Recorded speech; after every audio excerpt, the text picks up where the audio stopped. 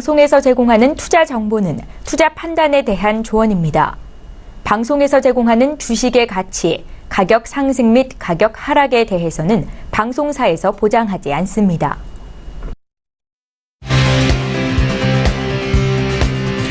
슈퍼스탁 발굴 프로젝트 글로벌 슈퍼스탁의 김민아입니다. 요 근래 굉장히 많은 일들이 있었습니다. 이 북한의 풍계리 핵실험장 파괴, 그리고 트럼프 대통령의 북미 정상회담 취소, 그리고 바로 이어진 북한의 이 전격적인 대화 의지를 피력한 것까지. 그래도 이번 좀 교류에서는요, 주목할 점이 있는 것 같습니다. 북한이 꽁꽁 문을 닫고 있다가 먼저 세계 각국의 문을 두드리기 시작했다라는 점인 것 같습니다. 자, 그래서 말인데 우리 투자자분들 너무 이 단기적인 정치적 이슈에 연연해하지 마시고 오늘도 저희 글로벌 슈퍼스탁과 함께 하시면서 조금 더 장기적인 안목 가져가시기 바랍니다. 저희 프로그램은요, 서울경제TV 홈페이지 그리고 톡스타 홈페이지를 통해서 함께 하실 수가 있습니다. cntv.co.kr, 톡스타.co.kr을 통해서 또 참여해 보시기 바랍니다. 참고로 본 방송에서 제공하고 있는 정보는 투자 판단에 대한 조언일 뿐 주식의 가치나 수익률을 보장하고 있지 않습니다. 저희 서울경제TV는 자본시장법을 준수하여 1:1 투자상담, 유사수신 행위, 무인과 영업행위, 불법 대여계정 정보 및 가입 권유 등 모든 불법 사항들 엄중하게 금지하고 있습니다. 자, 우선 오늘은 월요일입니다. 시장 동향부터 체크하고 가도록 하겠습니다. 시황센터 연결해 볼게요. 안녕하세요. 최혜원입니다. 오늘의 시장 소식 알려드립니다. 5월의 마지막 주 첫 장이 개장이 됐습니다. 오늘 양지수 모두 상승 출발하고 있는데요. 먼저 코스피부터 함께 보시겠습니다. 네, 현재 코스피는 0.63% 상승하면서 2,476.36에 거래가 되고 있습니다. 수급 함께 보시겠습니다. 네, 현재 이 개인만이 매수하고 있고요. 기관과 외국인은 오늘 각각 매도하고 있습니다. 코스닥 시장 함께 보시겠습니다. 네, 현재 1.20% 상승하면서 878.74에 거래가 되고 있습니다. 수급 함께 보시겠습니다. 네, 현재 이 기관과 외국인이 매수하고 있고요. 개인은 246억 원 규모로 매도하고 있습니다. 다음으로는 해외 증시 함께 보시겠습니다. 먼저 나스닥 지수입니다. 0.51% 상승하면서 6,996.00에 거래가 되고 있습니다. S&P 500 지수 함께 보시겠습니다. 네, 현재 0.40% 상승하면서 2,729.25에 거래가 되고 있습니다. 달러 인덱스 함께 보시겠습니다. 네, 현재 0.19% 하락하면서 94선까지 현재 올라와 있는 모습입니다. 다음으로는 골드 함께 보시겠습니다. 네, 현재 0.38% 하락하면서 1298.8달러에 거래가 되고 있습니다. 크루드오일 함께 보시겠습니다. 네, 현재 1.12% 하락하면서 67.12에 거래가 되고 있습니다. 네, 다음으로는 중국 증시 함께 보시겠습니다. 먼저 상해 종합지수부터 함께 보시겠습니다. 네, 상해 종합지수는 0.42% 하락하면서 3,141.303에 마감을 했습니다. 항생 종합지수 함께 보시겠습니다. 네, 항생지수는요 0.56% 하락하면서 3588.04에 마감을 한 바 있습니다. 다음으로는 암호화폐 시세 알려드립니다. 9시를 기준으로 알려드립니다. 먼저 비트코인은 오늘 상승 출발했는데요. 0.09% 상승 출발을 하고 있고요. 이더리움도 오늘 소폭 상승하고 있습니다. 에이다와 뉴 이코노미 무브먼트만이 오늘 하락 출발을 하고 있습니다. 다음 종목 함께 보시겠습니다. 퀀텀 함께 보시면요. 네, 현재 0.27% 상승하고요. 리플과 스텔라룸엔 비트코인 캐시 오늘 모두 상승세고 네오만이 소폭 하락하면서 출발하고 있습니다. 거래량 순위 함께 보시겠습니다. 1위부터 함께 보시면요. 이오스가 가장 많이 거래가 되고 있고요. 2위부터는 트론, 비트코인, 에이다, 그리고 5위는 이더리움 이렇게 흘러가고 있습니다. 지금까지 시장 소식 알려드렸습니다. 최연이었습니다. 네, 이제 본격적으로 글로벌 슈퍼스탁 시작해 보도록 하겠습니다. 첫 번째 시간에는요, 주요 해외 이슈들을 체크해보는 시간입니다. 글로벌 이슈행 가이드 시간입니다. 월요일에는요, 저희 김은수 멘토님과 함께합니다. 인사 나눠볼게요. 네, 안녕하세요. 네, 안녕하세요. 네, 반갑습니다. 김은수 멘토님, 오늘도 다양한 이슈들 잘 점검 부탁드릴게요. 네. 네, 오늘은 어떤 이슈들을 가지고 오셨는지 먼저 화면으로 만나볼게요. 글로벌 이슈 첫 번째입니다. 상승 흐름을 이어가던 뉴욕 증시가 국제유가 등의 이유로 혼조세를 보였습니다. 무엇이 뉴욕 증시를 흔들었는지 잠시 후에 좀 더 자세히 알아보겠습니다. 두 번째 이슈입니다. 지속적으로 상승세를 유지하던 국제유가가 급락했습니다. 국제유가를 떨어뜨린 배경은 무엇이고 향후 유가 흐름에 대해서 전망해 보도록 하겠습니다. 자, 본격적으로 이슈 분석하기에 앞서서 이 외신들은 관련 이슈를 어떻게 보도하고 있는지 먼저 확인하고 가도록 하겠습니다. 최윤 캐스터가 준비하고 있습니다. 네, 이어서 글로벌 이슈 두 가지 브리핑 해드리도록 하겠습니다. 첫 번째 이슈는요, 이 뉴욕 증시가 하락 마감을 했다 이런 내용이었는데요. 첫 번째 외신 함께 보시겠습니다. 네, 현재 이 로이터 통신에 나온 기사고요. 제목 보시면 Wall Street dips after Trump cancels North Korea summit 이렇게 제목이 나와 있습니다. 월스트리트 이 월간은 지난주 금요일에 트럼프가 북미 정상회담을 취소한 이후에 이 하락 마감을 했다. 이렇게 설명을 하고 있는데요. 관련된 내용 조금 더 자세히 보시겠습니다. 네, 로이터 통신에서는 이 뉴욕 증시의 주요 지수는 국제 유가 급락과 북한 등의 정치적 불확실성 속에서 혼조세를 보였다. 이렇게 설명을 하고 있는데요. 다우존스 지수는 하락을 했고 S&P 500 지수도 하락을 했지만 나스닥 지수는 소폭 상승을 하면서 마감을 했다. 이렇게 설명을 하고 있습니다. 네, 전문가들은 이에 대해서 어떻게 생각을 하고 있을까요? 함께 보시겠습니다. 네, 한 전문가는요. 이런 지금 계속 변화되는 상황이 몇 주 안에 반전에 반전을 거듭해도 나는 전혀 놀라지 않을 것이다. 이렇게 설명을 했습니다. 아무래도 상황이 계속 급변하다 보니 이런 조언을 한 것 같은데요. 조금 있다가 전문가들과 다시 이야기 나눠보도록 할 테고요. 두 번째 이슈 함께 보시겠습니다. 국제 유가가 하락했다 이런 소식이었습니다. 관련된 내용 보시면요. CNBC에 나온 기사고요. US crude plunges 4%, settling at $67.88 as OPEC and Russia consider easing output caps. 이렇게 설명을 하고 있습니다. 오펙과 러시아가 증산을 논의를 하면서 미국의 이 오일 가격은 4% 하락을 마감했고 67.88달러에 안착을 했다. 이렇게 설명을 하고 있습니다. 관련된 내용 조금 더 자세히 보시겠습니다. 네, 이 CNBC에서는요. 뉴욕 유가는 이 오펙과 러시아 등 주 산유국이 증산 논의를 시작할 것이 확실시되면서 급락을 했다. WTI 가격은 4% 하락하면서 자락을 마감을 했고 이는 지난 1일 이후 가장 낮은 가격이다. 이렇게 설명을 하고 있습니다. 이 증산 논의에 대해서 러시아 이 에너지 장관이 한 말 함께 보시겠습니다. 네, 현재 이 러시아의 에너지 장관은요, 감산 합의 종료를 진지하게 고려를 하고 점진적으로 산유량을 늘릴 시점이 다가오고 있다. 이렇게 설명을 했습니다. 관련된 내용 전문가들과 조금 더 자세히 이야기 나눠보도록 하겠습니다. 네, 최윤 캐스터 수고하셨습니다. 자, 그러면 첫 번째 이슈부터 좀 분석을 해보도록 하겠습니다. 이 뉴욕 증시가 혼조세를 이어가고 있다 이런 이야기인데요. 일단 이 미국 증시가 좀 상승 탄력을 받으려고 하다가도 지금 계속 발목을 잡고 있는 것들이 있죠. 유럽 증시도 그렇고요. 지금 또 유가도 그렇습니다. 자, 일단 유가는 좀 뒤에 두 번째 뉴스에서 같이 알아보도록 하고요. 우선 유럽 리스크에 대해서 이야기를 좀 들어보고 싶은데 어떤 내용인가요? 네, 우선 지금 먼저 이탈리아가 가장 큰 문제입니다. 지금 이탈리아는 사실상 우리나라와 좀 다르게 총리가 좀 실세를 잡고 있는 그런 국가인데요. 유로존 경제 비중이 3위권인 이탈리아가 지금 급진우파 정부가 들어서면서 좀 사실상 불안해했었습니다. 내각 명단에서 세르지오 마타렐라 대통령이 지금 EU 탈퇴파인 파울로 사보나 재무장관 후보에 대한 우려를 좀 나타내면서요. 지금 내각 구성이 좀 안 되고 있는 상황입니다. 먼저 승인한 주세페 콘테 총리 역시도 지금 오성운동과 동맹당, 이 당 이름인데요. 이 급진우파 소속입니다. 근데 학력 위조 논란으로 지금 좀 논란에 큰 상황이고 지금 내각이 12주째 그렇기 때문에 구성이 안 되고 있는 상황입니다. 이탈리아 정국이 지금 한마디로 좀 암흑 속으로 빠지고 있다라고 보실 수가 있는데요. 지금 우파 내각들이 들어서도 사실상 문제인 게 지금 유로존 탈퇴 그리고 연금 명령을 상향 조정한다. 그리고 재정 적자가 지금 진행이 되고 있고 또 불법 이민자 50만 명을 지금 추방을 하겠다. 그리고 러시아 제재 중단 등의 기존 사실상 EU 정책에 거의 다 반대적인 이러한 내용을 주장을 하고 있습니다. 그리고 스페인을 보시면요. 지금 정경유착으로 유죄 판결을 받은 라우이 총리 측근들로 지금 야당이 불신임 표결을 요구하면서 지금 조기 총선 가능성이 높아졌다고 보실 수가 있습니다.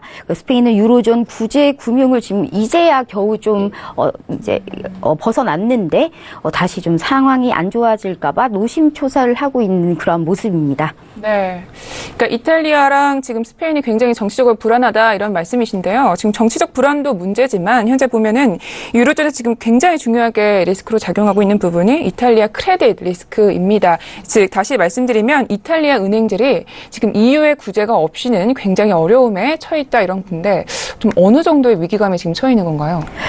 지금 일단 보시면요. 일단 투자자들이 이탈리아 채권들을 거의 던지다시피 하면서 지금 투매를 보여주고 있는 상황입니다. 단기 채권이 이탈리아 2년 만기 국채가 지금 금리가 치솟으면서 독일보다 1.3%나 높은 상황입니다. 이 스프레드 차이는 지금 유로존 채무 위기의 마지막이었던 2013년 직전까지 사실상 올라왔는데요. 그리고 엄청난 부실 채권 투성인 이탈리아 은행들의 주가 또한 지금 지금 방코 BPM 7.5%나 폭락을 했고 지금 인테사상 파울로드주 은행도 4% 넘게 급락을 한 상태입니다. 스페인도 한번 보시면 역시 마드리드 증시 IBEX 지수가 2% 넘게 급락을 하고 있고 지금 10년 만기 국채 수익률은 작년 9월 이후 최고치까지 치솟은 상황입니다.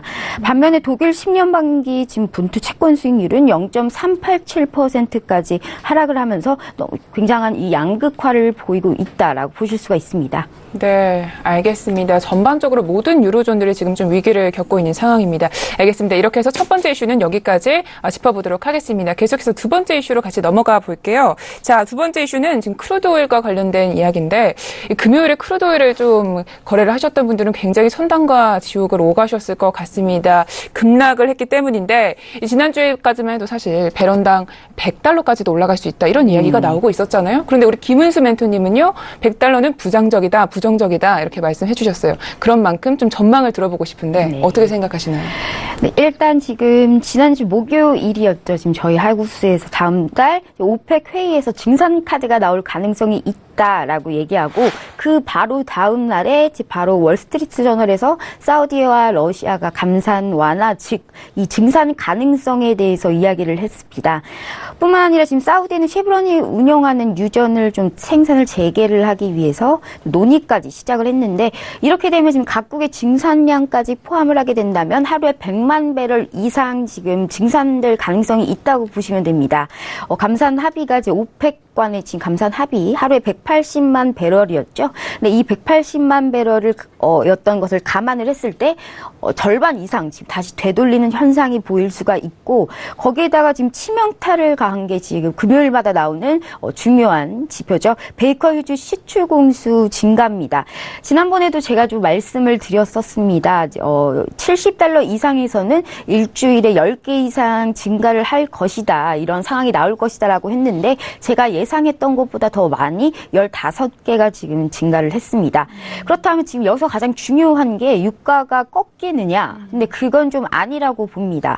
하지만 그동안 지금 사상 최대로 쌓아놨던 투기적 순매수 이 포지션들이 청산이 좀 나올 가능성은 있어요. 그렇기 때문에 당장 변동성이 커질 것으로 보이는데요. 또한 지금 미국의 드라이빙 시즌이 돌아오고 있지 않습니까? 6, 7, 8월 이 드라이빙 시즌에 접어들면서 다시 한번 반등 가능성이 있고요. 올해 연말까지 최대 $85라고 저번 주에 말씀드렸듯이 그 전망은 여전히 저희 하우스에서 변함이 없다라고 말씀드릴 수가 있습니다. 또한 지금 해외 선물의 이 특성이 데이 트레이딩 관점에서도 보시면요. 67.50달러를 지키는 게 굉장히 중요한 상황입니다.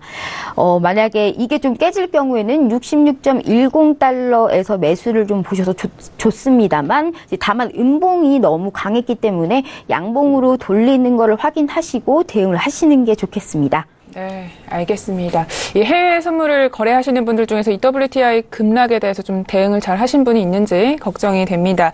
일단 최근에 좀 증시 변수들이 굉장히 많이 남아있잖아요. 유럽 불안도 그렇고 유가도 그렇고요. 지금 또 전격적으로 이 남북 2차 정상회담이 이어진다 이런 소식들도 계속해서 나오고 있는데 이번 주 증시 일정 굉장히 중요할 것 같습니다. 이번 주 증시 일정에 대해서도 좀 소개를 해주세요. 네, 제가 좀 지금 표를 좀 보고 말씀드릴게요. 현재 지금 이번 주 경제 지표에서 좀 중요한 거를 제가 이제 빨간색으로 이렇게 표시를 해놨습니다. 일단 월요일에는 메모리얼 데이입니다. 그래서 제가 쓰지 않았는데 우리나라로 치면 좀 현충일이라고 보시면 되거든요. 그래서 이 휴장이 끝나면 수요일에 연준 베이지북 공개가 있습니다. 그리고 목요일에는 최근 ECB 테이퍼링 가능성을 좀 엿볼 수가 있는 유로존 소비자 물가지수가 발표되는데 요즘에 아까 말씀드렸듯이 최근 분위기가 좋지 않습니다. 그래서 EU에 직접적인 영향을 줄 것으로 생각이 되고 마지막에는 지금 월 초에 항상 제가 강조드리죠. 미국 고용 지표가 발표가 됩니다. 또한 목요일에 중국 정부가 발표하는 PMI는 사실 그냥 넘겨도 됩니다. 그런데 이제 민간 기업인 차이신에서 발표하는 제조업 PMI는 항생 지수 선물을 거래하신 분들에게는 매우 중요한 지표다라고 말씀드릴 수가 있습니다. 알겠습니다. 자, 5월 28일에는요, 지금 메모리얼 데이라는 부분 착오 없으시길 바랍니다. 자, 이렇게 해서 이슈 두 가지 잘 짚어봤습니다. 자, 이번에는요, 이슈 두 가지를 바탕으로 해서 우리 멘토님이 가이드 한 줄 평을 주실 겁니다. 네, 멘토님, 오늘은 어떤 가이드를 준비해 주셨나요? 네, 오늘 가이드는요, 반전 드라마는 재밌지만 증시는 반전이 결코 재밌지 않다라고 네, 그렇죠. 정해봤습니다. 네, 투자의 세계에서 증시 반전 결코 재미지가 않죠. 일단 네. 가이드에 대해서 좀 설명을 부탁드릴게요. 네, 제가 이렇게 가이드를 정한 이유는요. 지금 지난주 목요일에 트럼프 대통령이 북미 정상회담을 취소했습니다. 그런데 그때 당시 딱 실시간으로 이 서울경제TV 신세계에서 이 저희 하우스인 김정철 본부장님께서 곧 다시 말을 바꿀 거니까 너무 신경 쓰지 말아라라고 말을 했었었는데 지금 유가 역시도 지난주에 90달러에서 100달러 의견은 모건 스탠리, BOA 등에서 제시를 했지만 저희는 단기에는 좀 100달러까지 갈 수 없는 이유들을 계속 말씀을 드렸었던 상황입니다. 이렇게 저희들이 이렇게 얘기를 한 분석들은 당장 이 시장 쏠림과 화려한 말잔치 속에서 얻어지는 게 아니고 정확한 지표 그리고 수치 데이터 그리고 정치적인 상황들을 고려해서 이제 팩트를 좀 말씀을 드렸는데 이런 지금 변동성이 높은 시장 분위기에서 조금이라도 재미있게 투자를 하자 이렇게 하려면 반드시 나만의 원칙이 필요하다고 제가 말씀을 드릴 수가 있습니다. 그렇다면 저만의 원칙이죠. 저희 수 시스템과 관련 시황을 서울경제 톡스타에 문의를 해주신다면 모두 무료로 받아보실 수가 있습니다. 꼭 함께 하시길 바랍니다. 네, 알겠습니다. 자, 이렇게 해서 가이드 한 줄 평 잘 들어봤습니다. 이번에는요, 본격적으로 전일장 매매 전략, 그리고 오늘은 어떻게 대응을 하면 좋을지 트레이딩 분석을 해드리도록 하겠습니다. 네, 멘토님, 도와주세요. 우선 지금 지난주 매매 결과와 이번 주 예상 한 번에 말씀드릴게요. 지금 여기 표를 제가 해가지고 왔는데요. 이 차트를 한번 보시면요. 지금 크루드 오일입니다. 지금 현재 시스템 차트에 보시면 아시겠지만요. 일봉상 기본 추세 매매로 5월 24일 날 추세 매도 시그널이 나왔습니다. 실제로 그 이후에 계속 매도 대응을 좀 위주로 했고요. 이 빨간색으로 제가 중요 표시가 있죠. 셀이 이게 매도 뜻인데요. 이 매도 대응 위주로 했고 무려 400틱이 넘는 수익을 올린 상황입니다. 실제 데이 트레이닝 시그널을 보신다면 정말 최적의 타이밍 매도 시그널이 발생을 했다라고 말씀드릴 수가 있고요. 하지만 중요한 것은 앞으로가 어떻게 진행이 되느냐겠죠. 일단 아까 전에 말씀드렸듯이 67.50 지지라인 최하단입니다. 이 자리를 완전히 이탈을 하게 되면 사실상 66.10 라인까지 있는 좀 매도로 대응을 한다고 보시면 되고요. 저희는 지금 기본 추세 매매 시그널이 일봉상 매수가 나오지 않는 한 좀 매수 대응은 안 할 거다라고 말씀을 드릴 수가 있고 시청자분들도 서울경제TV 톡스타에 좀 무료로 이제 문의를 하셔서 이 시그널을 보면서 매수 대응 자리를 반드시 확인하시길 바랍니다. 네, 알겠습니다. 매수 대응 단기적으로는 좀 나오지 않을 거다 이런 의견이신 거죠? 네, 알겠습니다. 자, 이렇게 해서 글로벌 이슈인 가이드는 여기까지 마무리를 하도록 하겠습니다. 오늘도 고생해주신 우리 멘토님 말씀 고맙습니다. 네, 감사합니다. 네, 글로벌 이슈인 가이드 정리하고 돌아오겠습니다.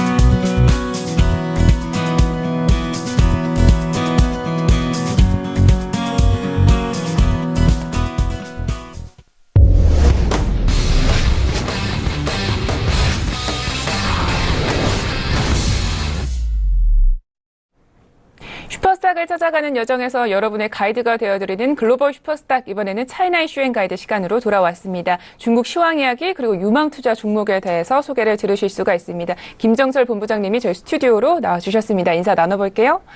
안녕하세요. 네, 안녕하십니까. 네, 반갑습니다. 자, 전 일정 일단 주말이었는데 일단 금요 일정에 중국 어떻게 끝났는지 시황 마감부터 좀 들어볼게요. 네, 중국 증시가 좀 지지부진합니다. 예, 지지부진한 상태에서 상해종합지수가 이제 소폭 하락을 했고요. 상해종합지수는 소폭 하락했는데 중요한 건 이제 중소형주로 갈수록 좀 낙폭이 좀 컸는데요. 특히 이제 선전 성분지수가 1.1%가 떨어졌었고 창업한 지수는 1.84%가 급락을 한 상태로 마감을 했습니다. 근데 중요한 사실은 이제 농업, 화학비료나 이쪽 업종들부터 해가지고 IT, 전기전자 뭐 전반적으로 다 거의 다 하락을 했는데요. 중요한 건 이제 주류 정도만 살짝 상승했고 중국은 주류가 좀 중요해요. 왜냐하면 이제 귀지모터주나 이렇게 중국 주류 회사들 큰 회사들이 많기 때문에 이제 그런 부분들을 좀 살짝 상승을 했었고 그 다음에 이제 그동안 계속 약세를 보였던 항공기 제조.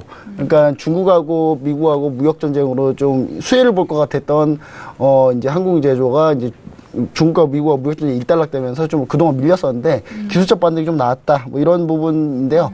정확하게 이제 밀린 이유는 이제 전체적으로 이제 북미 정상회담이 이제 취소됐었죠. 금요일까지는. 네. 취소되면서 이제 그 영향을 좀 받고 있었거든요. 그러면서 좀 시장이 짓눌렸다가 이제 제가 봤을 때 이제 중장기적으로 봤을 때는 한 3,200선 상해 종합지수 3,200선 저항을 일단 뚫는 게 일단 첫 번째 목표다. 그래서 이제 이쪽 저항이 상당히 좀 두텁다라는 거 다시 한번 좀 얘기를 좀 드리겠습니다. 네, 알겠습니다. 자, 중국장도 지금 정치적인 이슈에서 벗어나지 못하고 있기 때문에 이슈 꼭 체크해 나가셔야 될 것 같습니다. 그렇다면 오늘은 어떤 이슈들을 가지고 오셨는지 화면으로 먼저 만나볼게요. 네, 차이나 이슈 첫 번째입니다. 트럼프 미국 대통령이 중국 통신장비 업체 GT의 제재를 전격 해제하기로 발표하면서 미국 여야가 반발에 나섰습니다.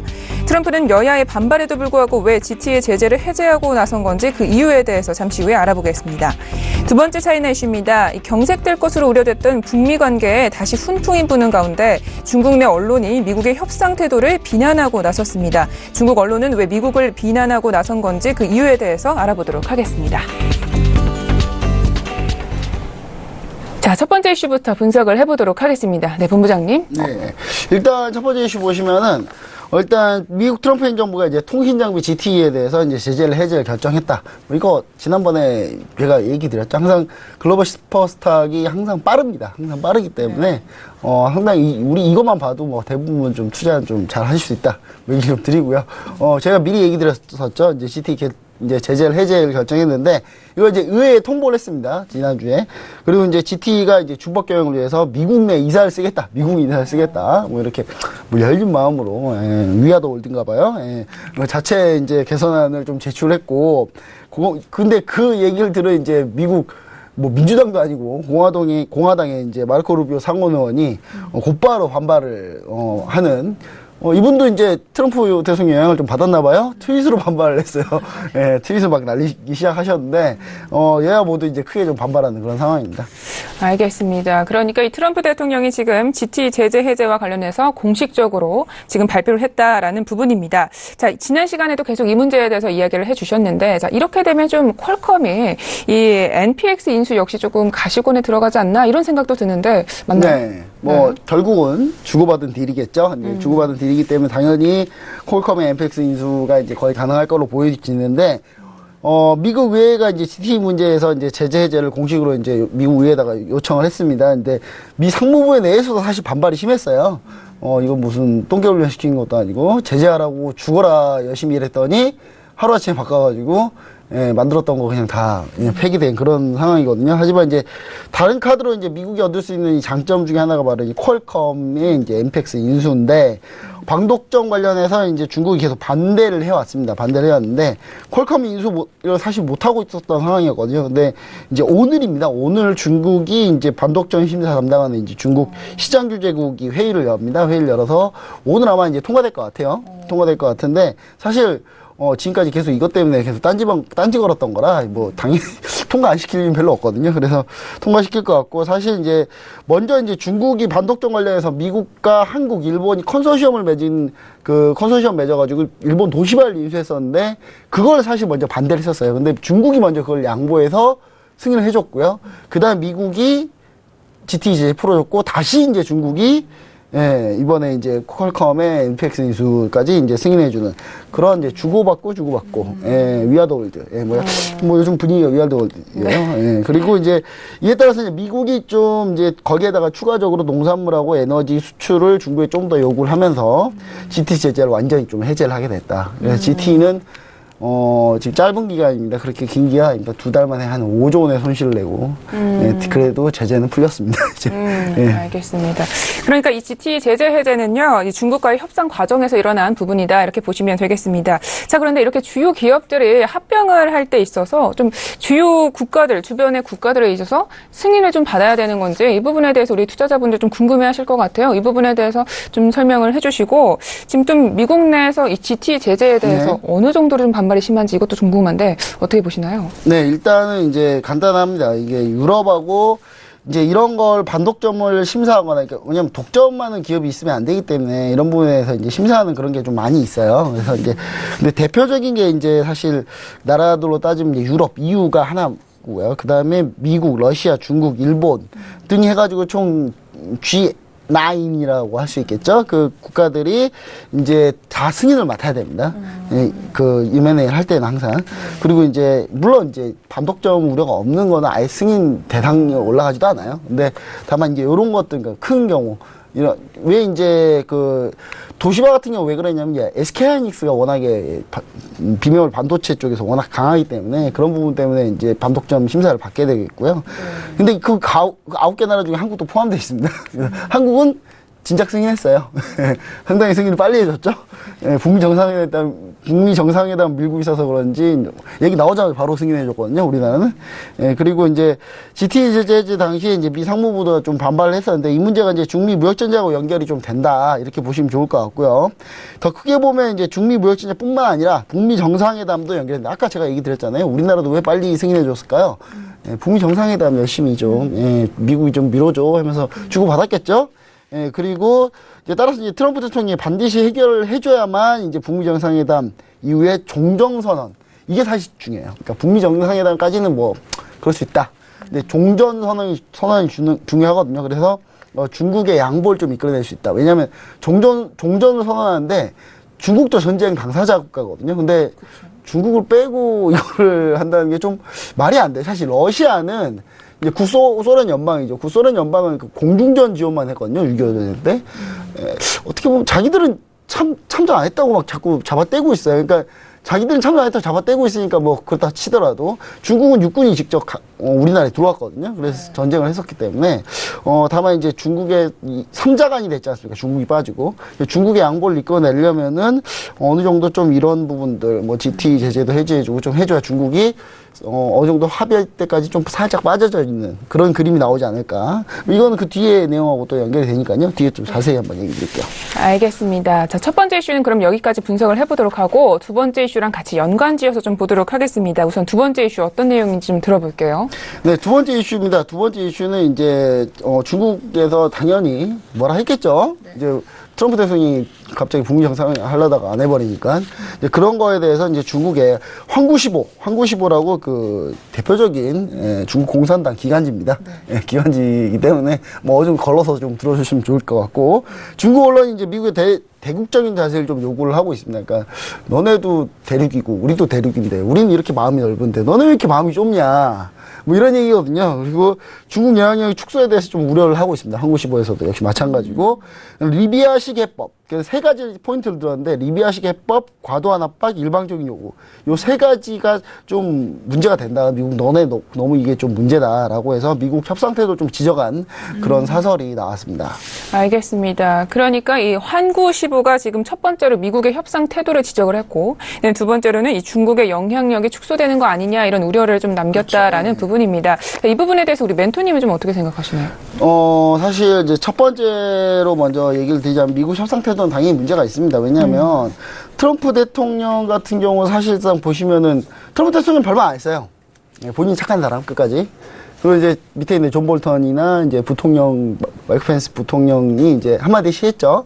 뭐 이렇게 대량 살상 무기 언급하고 그 다음에 리비아식 해법 얘기하고 근데 대량 살상 무기 언급한 이라크와 리비아식 해법에 리비아의 카다피 그다음 대량살상 무기였던 이라크의 후세인. 다 어떻게 됐냐면 결국 독재자가 다 죽었어요. 예, 죽였죠, 한마디로. 예. 그러니까 이런 식으로 얘기를 하면 당연히 상대 국가는 그런 결과가 그렇기 때문에 당연히 반발할 수밖에 없다라는 걸 좀 지적을 했던 것 같고요. 그리고 이제 트럼프 대통령 같은 경우, 그러나 트럼프 대통령 같은 경우는 이게 좀 약간 최선의 방향이다라고 좀 얘기를 좀 드리고 싶습니다. 왜냐하면 이제 국내 언론에서 말하는 이제 미국 협상 주도권 같은 경우가 이제 그런 게 있거든요. 이번에 트럼프 대통령이 북미 정상회담을 딱 이제 캔슬을 하면서 협상력이 미국에 갔다라고 지금 다들 언론에 떠드는데 제가 봤을 때 별 상관이 없는 내용이에요. 왜냐하면 북한도 사실 중국에 기댈 수 있는 상황이거든요. 왜냐하면 중국 같은 경우가 사실은 이번에 이제 중국의 다롄에서 회의를 할 때 북한이 핵 시설을 폐기하는 폭발을 하지 않았습니까? 그러면 유엔에서 중국이 대북한 제재 반대해버릴 수도 있어요. 그러면 중국은 대북한 제재를 풀 수가 있습니다, 혼자. 그러니까 그럼 북한이 엄청난 정도를 중국에 가지고 있는데 그럼 사실상 제재가 있으나 마나거든요. 그래서 제가 봤을 때는 트럼프 대통령의 최선의 방향은 뭐냐? 왜냐하면 이건 트럼프 대통령은 11월 중간선거까지 이걸 끌고 가야 되는데 뭐 굳이 6월에 안 되거든요. 한 8월에 해도 되고 9월에 해도 되고. 그래서 트럼프 대통령 쪽에서는 계속 이런 식으로 좀 문제를 계속하면서 최대한 협상에서 유리한 차지하려고 하는 이런 부분들이 뭐 충분히 이해되는 부분입니다. 다만 이제 중국 같은 경우가 이제 무역 전쟁에선 승리했습니다. 왜냐하면 북미 정상회담에서 한 발 양보해줬기 때문에 무역 전쟁에서 미국이 양보를 해줬거든요. 그러면서 승리를 했는데 이제 대신 이제 북한 문제에선 일부 이걸 좀 양보했다. 뭐 이렇게 좀 보여지는 그런 그림이라고 보시면 좋을 것 같네요. 알겠습니다. 이야기를 듣다 보니까 이 북중 정상회담 그리고 북미 정상회담 전반적으로 좀 중국의 힘이 계속 있는 것 같습니다. 이 중국 같은 경우 지난번에 다롄에서 북한과의 또 정상회담에서 경제 협력을 또 약속한 상태이기도 하잖아요. 이게 좀 현실적으로 가능한지 이 부분에 좀 짚어보면 좋겠는데, 그리고 아무래도 한반도 상황이 좀 좋아지게 되면 아무래도 우리 국내 증시도 좀 호재로 작용하지 않을까요? 네, 그렇죠. 국내 증시도 좀 호재로 작용하고요. 중국 사실 이거 지금 여기저기서 다 노리고 있습니다, 지금. 우리만 경협주 지금 난리 나는 게 아니라 중국도 지금 중국 증시 보시면요. 지금 경협주 자원 개발을 지금 난리 났어요, 지금. 보시면 이제 중국의 인도적 지원이 첫 번째로 중국은 경협으로 가능합니다. 그래서, 남북회담이, 북미 정상회담이 결렬되고 미국하고 중국하고 무역전쟁이 좀 악화됐다면 만약에 그러면 이제 미국은 이제 중국에 대한 북한 제재가 사실 북한에 대한 제재가 중국을 통해서 해야 되는데 실효성 못 느꼈을 거예요. 왜냐하면 중국이 몰래 풀어버리면 다 끝나는 문제거든요. 그리고 GT가 그 미국의 상무부에서 이제 제재를 했냐면 몰래 북한하고 이렇게 거래했기 때문에 예, 제재를 받은 거거든요. 그래서 이제 그런 식으로 돼버리면 이제 별로 이제 제재가 실효성이 없다는 거죠. 근데 무역전쟁 승리보다는 미국이 이제 북한에 대한 제재를 압박을 하면서 정치적 승리. 그러니까 무역전쟁을 일단 중국한테 지더라도 정치적으로 좀 승리하겠다. 그 포커스를 어디서 느끼시면 되냐면 지난주 목요일이었죠.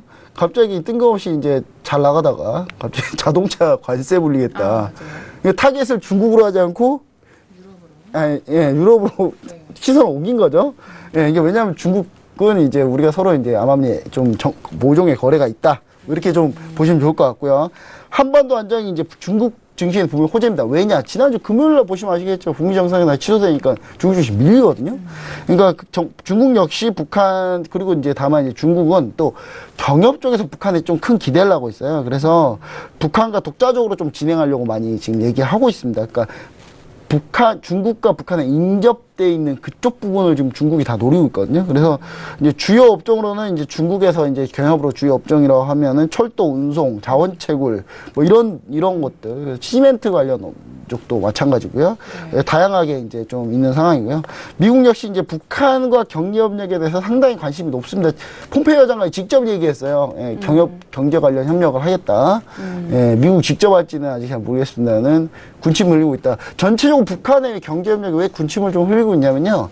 노동력의 질이 상당히 좋다고 합니다. 예, 그러니까 같은 중국이나 인도나 이쪽에 비교해 봤을 때 노동력의 질은 두세 배 좋은데 임금은 두세 배 싼 그런 상황이기 때문에 상당히 좀 많이 토시탐탐 노리고 있다고 합니다. 네. 알겠습니다.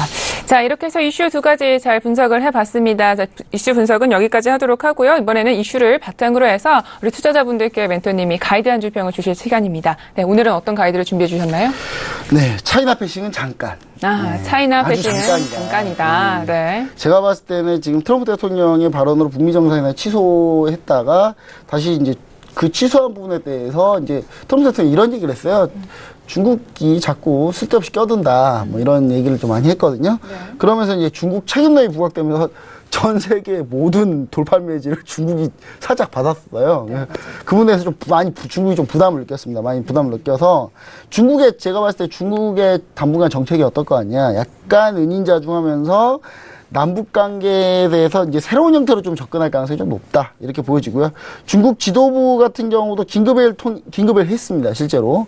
긴급회의를 통해서 관련 해법 찾기에 좀 모색을 하고 있는데 네. 현재 분위기로 봤을 때는 일단 북미 정상회담까지는 중국이 별말 안 할 것 같아요.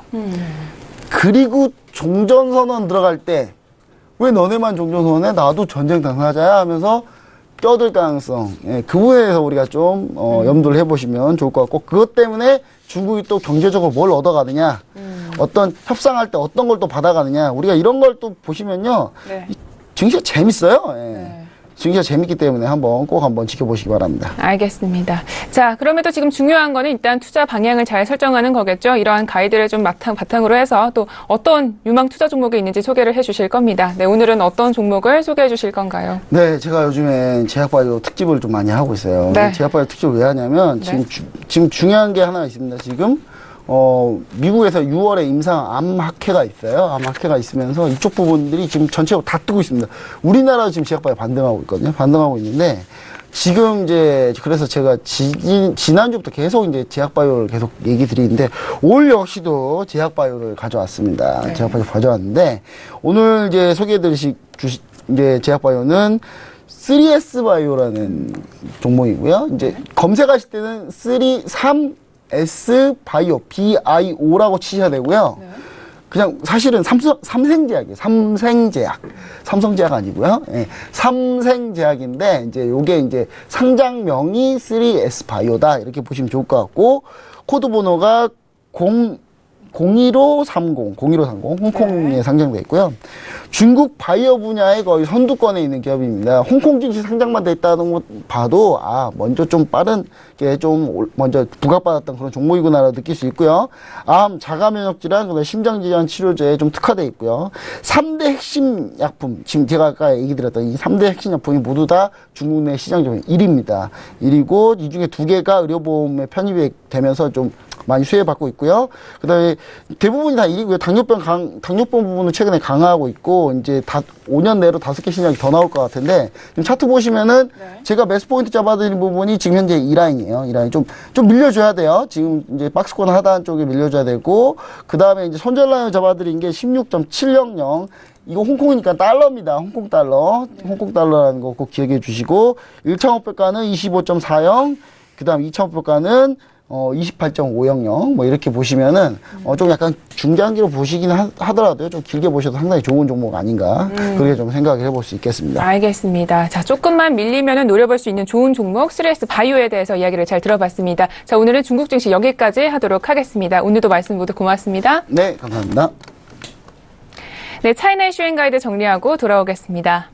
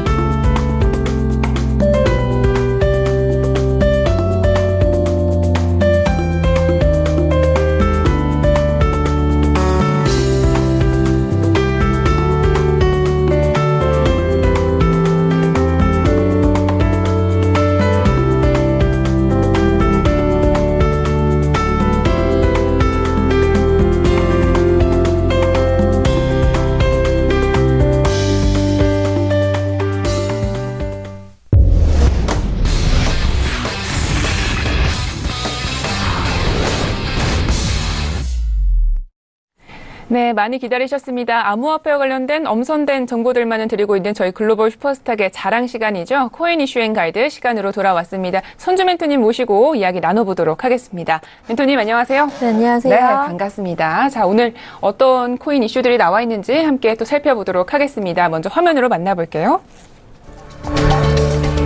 네, 첫 번째 코인 이슈입니다. 비트코인의 가격이 하락하면서 그 투자 열기가 식고 있다는 우려와는 달리 해외에서는 암호화폐 사용처들이 증가하고 있다는데요. 주로 어느 곳에서 암호화폐를 이용하고 있는지 잠시 후에 자세히 알아보도록 하겠습니다. 두 번째 이슈입니다. 비트코인 골드가 일명 51% 공격이라고 불리는 해킹에 약 200억 원에 달하는 피해를 입었습니다. 암호화폐에 대한 해킹 문제가 날로 심각해지는 만큼 또 이에 대한 확실한 보안 체계가 시급해 보입니다. 자, 본격적으로 오늘의 코인 이슈 다뤄보도록 하겠습니다. 오늘 첫 번째 어떤 이슈인가요? 네. 자, 비트코인도 이제 현금화할 수 있다. 이 세계에서도 점차 이제 움직임이 활발해지고 있는데요. 영국 이스트 런던에 있는 한 이슬람 사원에서 최근 라마단을 앞둔 교도에게 라마단 현금을 시가총액 1, 2인 이더리움과 비트코인으로 받겠다라는 또 공지를 했는데요. 이 계획을 밝혔는데 이게 이슬람 교도는 이제 빈곤층을 제외하고는 소득의 2.5%에 해당하는 그 금액을 사실 라마단 그 현금으로 이제 받는데 이걸 자카트라고 하는데 이 자카트를 받습니다. 그런데 영국에 있는 이슬람 사원에서 이제 최초로 세계 최초로 현금을 암호화폐로 대신 받겠다라고 이제 공지를 했는데요. 종교계가 이제 익명성을 전제로 했기 때문에 사실 암호화폐에 대해서는 좀 보수적인 입장을 원래 종교계가 좀 보수적이긴 하지만 우려했기 때문에 약간 금지해 왔는데 이렇게 이슬람 사원에서 이제 받기 시작했다라는 거는 점차 종교계도 좀 더 주목을 하지 않을까라는 생각이 듭니다. 그래서 일단 모든 암호화폐가 아니라 시가총액 1, 2위인 비트코인과 이더리움으로 일단 제안을 해서 받기로 계획을 했습니다. 알겠습니다. 종교계에서 헌금으로 이 암호화폐를 받고 있다. 좀 특이한 이야기이긴 한데요. 자, 범죄에 좀 암호화폐가 이용되는 사례도 늘고 있잖아요. 이 부분에 대해서 좀 이야기를 두고 싶은데 어떤 사건들이 있나요? 네.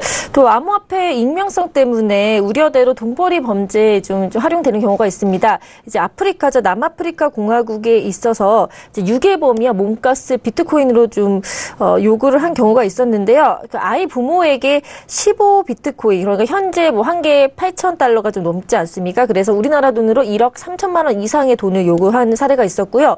또 암호화폐 거래소 직원을 유괴를 해서 납치를 해서 $100만 그러니까 약 10억 8천만 원 정도의 비트코인을 몸값으로 지불한 사례도 있습니다. 그러니까 이제는 현금이 아니라 이렇게 암호화폐, 비트코인 같은 것들을 요구를 하는 익명성이 또 보장되기 때문에 좀 더 자유롭게 쓰지 않을까라는 범죄인들의 생각에 이제 수단으로 이용이 되고 있는 거죠. 네, 이 부분은 빨리 좀 퇴치가 돼야 될 것 같은데 좀 암호화폐가 현금처럼 쓰이는 것에 대해서 우리 멘토님이 좀 어떻게 생각하시나요? 일단 암호화폐 흐름 제가 전문가이기 때문에 좀 많이 더 활성화되길 바라는 마음이 더 큰데요. 사실 신용카드 발전사와 암호화폐 발전사 좀 유사한 점이 많아서 한번 같이 비교를 해드릴까 합니다.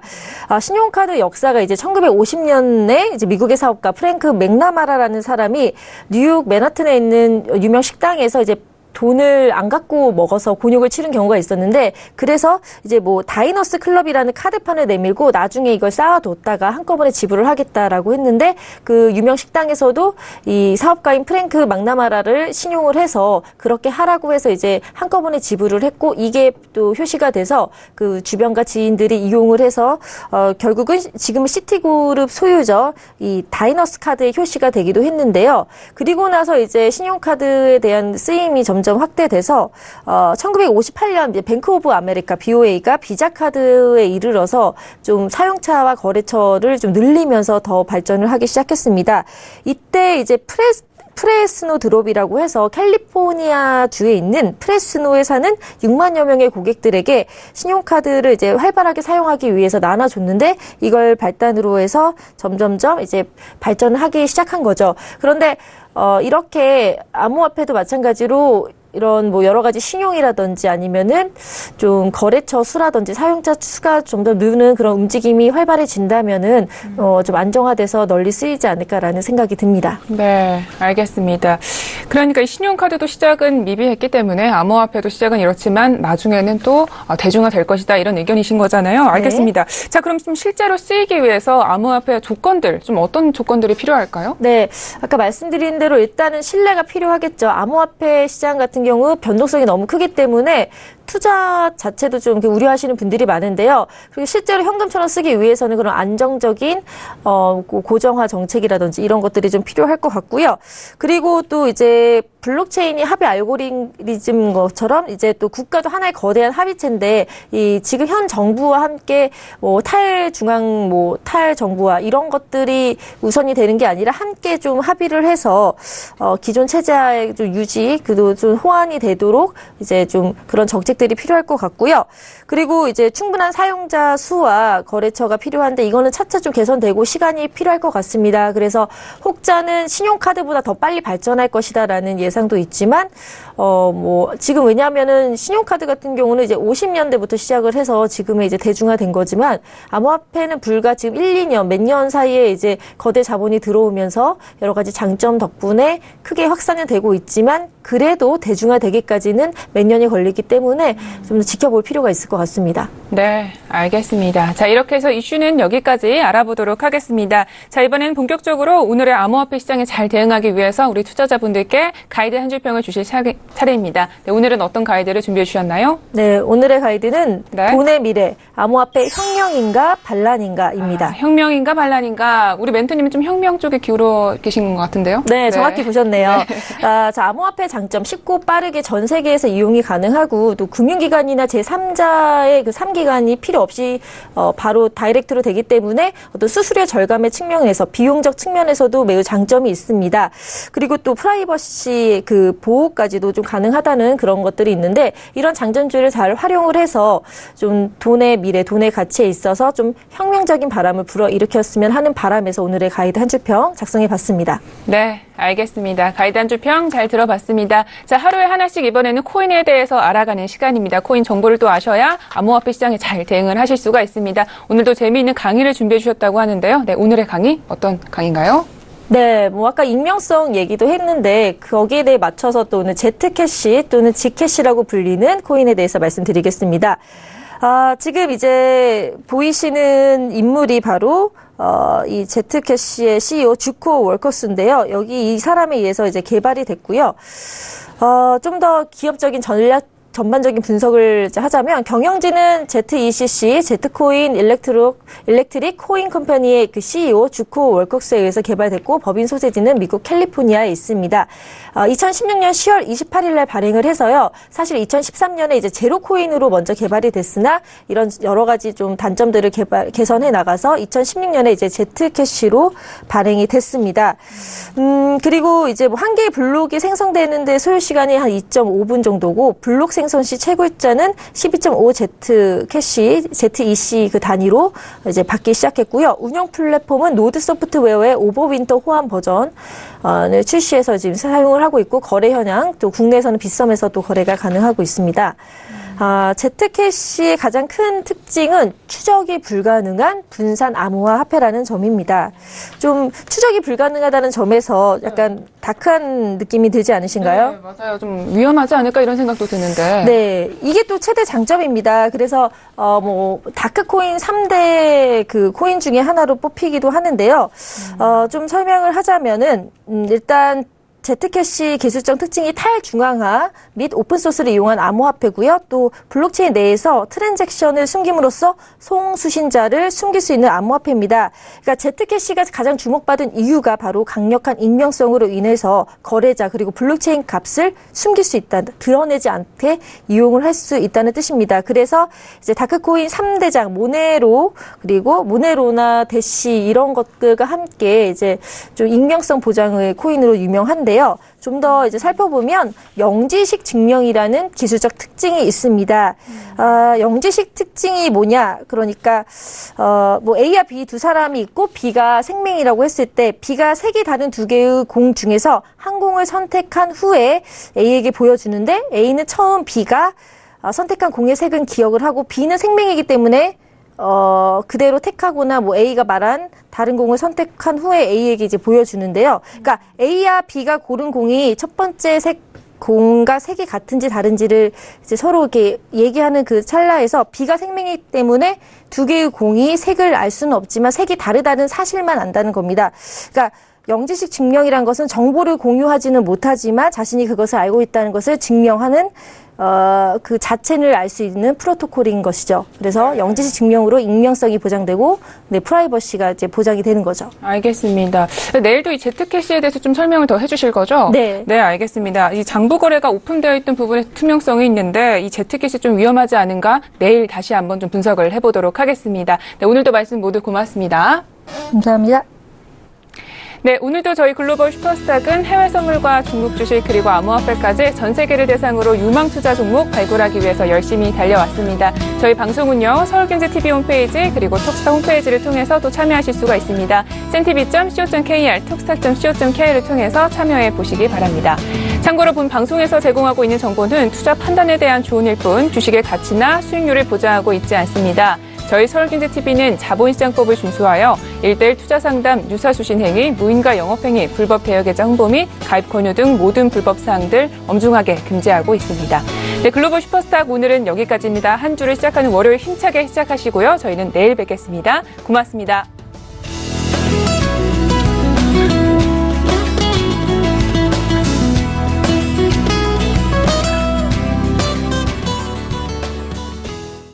본 방송에서 제공하는 투자 정보는 투자 판단에 대한 조언입니다. 방송에서 제공하는 주식의 가치, 가격 상승 및 가격 하락에 대해서는 방송사에서 보장하지 않습니다.